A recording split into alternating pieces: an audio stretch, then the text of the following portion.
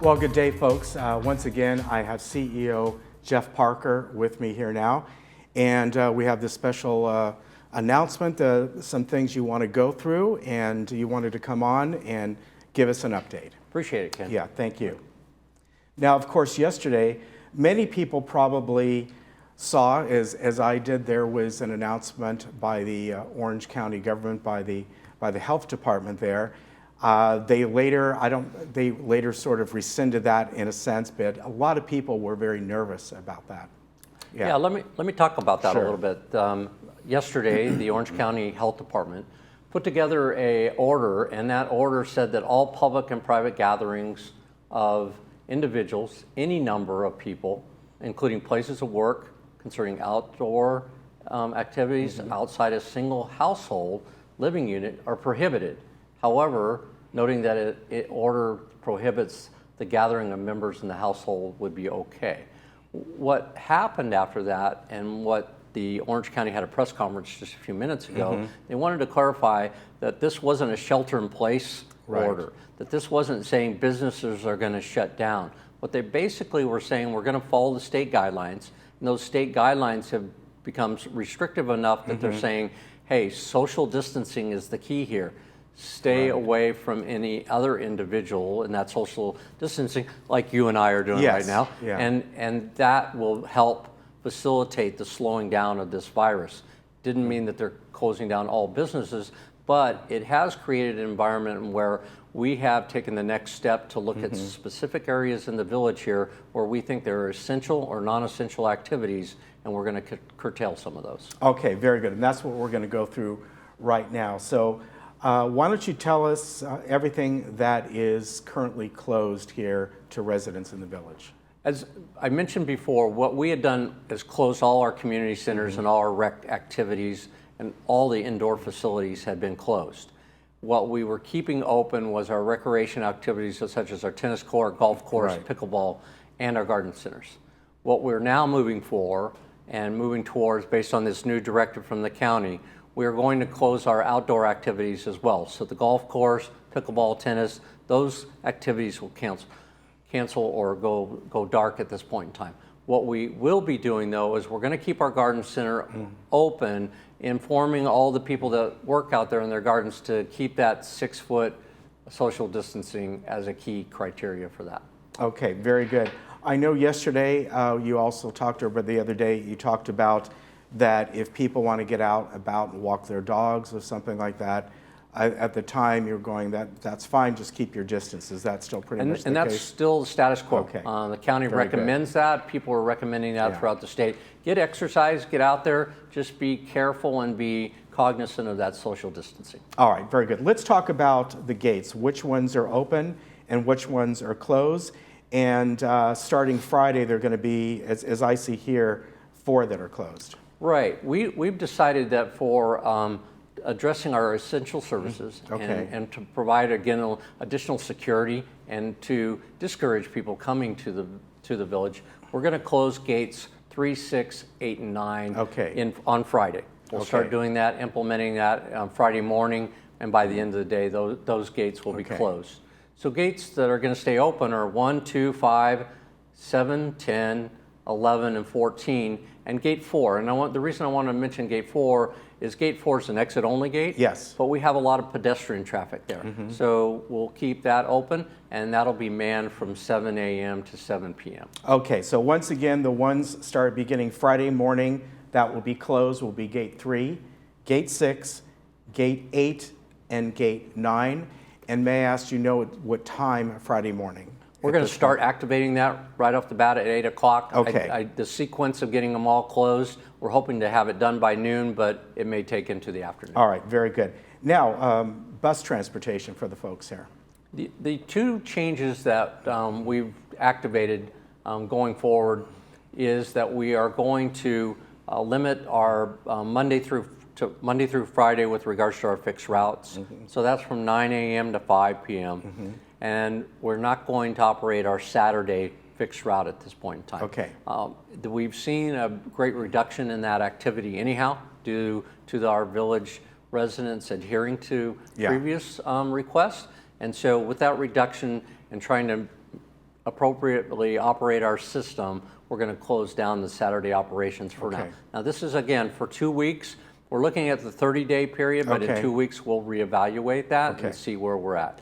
We're also in contact with Lyft, who, as you know, is doing our program that we just instituted Right. from 5 to 10 in the evening. So we have requested to communication to Lyft that we can discontinue that program for 2 weeks, reevaluate it at this point in time. We have been in communication with Lyft. That hasn't been finalized, but we encourage our residents not to be out there, not to be engaging in this public contact. So we'll look forward to closing that operation as well. But we will continue to operate with Lyft that 8 o'clock to 9 o'clock time slot, because that was being used by individuals wanting to get up in the morning, get to the shopping center early, get to the market early before they run out of things. Okay, and of course, that is Monday through Friday. That is. And as you just said, that could change. It could change according to Lyft. Absolutely. Their own rules as well, let alone ours. Okay, let's talk about the community center and the village facilities. We already talked about, obviously, all the clubs are closed, clubhouses are closed, and those other facilities. Right, and as we had indicated previously, the resident services is closed to walk-in traffic. We want residents to know that, to be assured that they can call, though, regular hours. Again, what we want you to do is call the number, the 949-597-4600, or email resident services. Okay. So we'll take your questions and your comments, and if you need assistance with regards to your manors or your houses, please contact resident services by email or that telephone number. And if we are in-person assessment payments at resident services are being suspended. Okay. So we are not going to take any payments at the door. Okay, all right, so somebody can either mail it in, or I would assume if it takes a couple more weeks for that to come in, that's going to be And we have adjusted. an online system that's Easy Pay. Yes, it is, yes. And that Easy Pay system is great, so you can go get yourself set up for that if you're not. But we will take checks, process it, but you need to mail those in. Okay, very good, mail those in. So security, tell us about our security department. Well, I mentioned this yesterday. Yeah. In looking at evaluating our operations, we wanted to kind of expand our hours for our social services to address some of the concerns that they may be hearing from our residents. So we took those hours that used to be 8 to 5. We've expanded it to 8 to 8 now. And again, that's they can contact us through the village and through our community center and social services. The number there is 949-597-4267. All right, very good. Now, landscape maintenance and construction. Let's talk about that, because will landscaping maintenance be ongoing, and what about any construction work that could be happening? So we went through the order that the Orange County delivered to us yesterday with regards that a lot of people saw, and we went back and evaluated what we considered essential services and non-essential services, and went back and met with the board presidents to confirm that they were in agreement where we were headed as VMS management. So landscaping of our manors and landscaping of the golf course will continue. That includes tree trimming. And the reason for the landscaping, certainly it's a health and safety issue with regards to maintaining the welfare of the whole community. That's important. We also know that if we let landscaping go too far and just stopped it, coming back and starting all over would be very expensive. Yes, it so would. we thought that was an important part. With regards to tree trimming and our slope maintenance, we're actually in concert working with the Orange County Fire Authority to make sure that we don't have a fire risk. And so that clearly comes into essential elements of public safety. And so that's why we're keeping those operations going. Okay, now when it comes to contractors for people who are having personal work done on their manors, what is being looked at there? We're asking that our residents call off all outside contracting work unless it's an essential life, health, safety issue. And then in those cases, we certainly would allow a contractor in. But if you're just putting new blinds up, then we're going to restrict that access with regards to contractors coming in. And as well as we will restrict our operations down in the area. We contract out for certain activities, and we're going to take that off they're not essential. We're not going to be doing them for at least the next 30 days. Okay, very good. Now, Social Services Department, They are expanding their hours. You told us about this the other day, from 8 a.m. to 8 p.m. for calls. Am I right? Just phone calls, right? Right, just phone calls. Again, that number is 949-597-4267. And we expanded that to 8, I mentioned just a minute ago, to 8 p.m. so that we can get more activity. And I think we can handle some additional calls and working with our residents who have mic concerns about this whole coronavirus. Okay, now you're going to be doing some internet equipment upgrade here, and that is going to be taking place March 20th from 2 a.m. to 5 a.m. So if there's a temporary outage, you want to let people to know that it's not a concern. It's we're just trying to something get as much knowledge and advanced knowledge as we can to our residents. This is a big piece of equipment that we have known for quite a while. It's kind of in need of repair, need of replacement in all reality. And so timing, it's all timing. You know the village here, people that live here rely on the internet a great deal for information. And so we're trying to make this connection happen, all hands on, and we're going to do it from 2 o'clock to 5 o'clock in the morning. So it's we believe the least restrictive and disruptive to our residents. Okay, very good. Now, meetings, as we've already talked about, there are no open meetings, and I've been announcing that at least the schedule I've been getting until Friday, March 27th, and then we'll look beyond that. Correct. So everything on our list right now is basically off target until after the 31st. Okay, 31st. Our first board meeting that occurs in April is the VMS has a closed session board meeting. We're going virtual at that point in time, telecommuting virtual.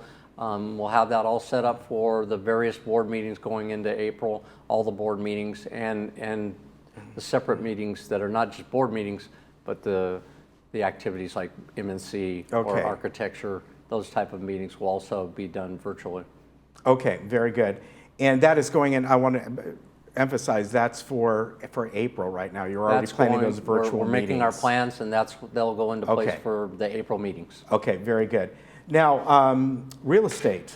I want to let the folks know that if they're having an open house and to limit that, of course. We're actually have notified all the real estate individuals. We had a meeting last week that we are not going to allow the continuation of open houses. They certainly can go online and do open houses online, but we're asking that the discontinuation of open houses, again, this is about trying to reduce the amount of traffic that's coming into our community, the distancing issue, the compliance with the county's regulations with regards to limiting access and individuals into the community. Okay.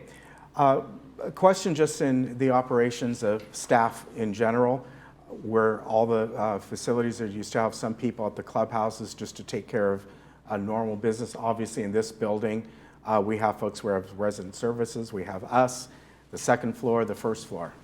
Right. One of the things that we have been evaluating the last 2 weeks is, and watching this steadily grow from a small issue to a bigger issue and bigger issue. And with this new directive from the county, we went into a mode of evaluating what is an essential service for us, what is a non-essential service for us, and then also looking at what are the capabilities that we have as an organization to allow our employees to go home and telecommute. Okay. So we are going to be rolling that out tomorrow. So we are going to identify our key essential employees that we're going to need here on a regular basis, and those that can be here and some of the time and telecommute sometime, those that can telecommute all of their work. We'll have a work plan for them to make sure that they're getting activities done that we need as the village moves forward. So basically we're trying to be business as usual, but implementation differently.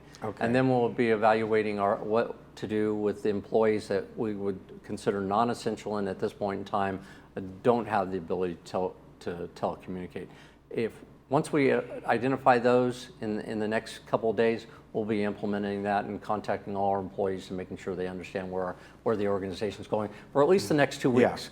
Okay. This one's a little bit. We've been talking about 30 days on all of our activity. This one's going to be reevaluated definitely in 2 weeks. Okay, and obviously due to any circumstance, that could change as well. Absolutely. All right, let's talk about, people are asking, do you know of any confirmed cases in the village?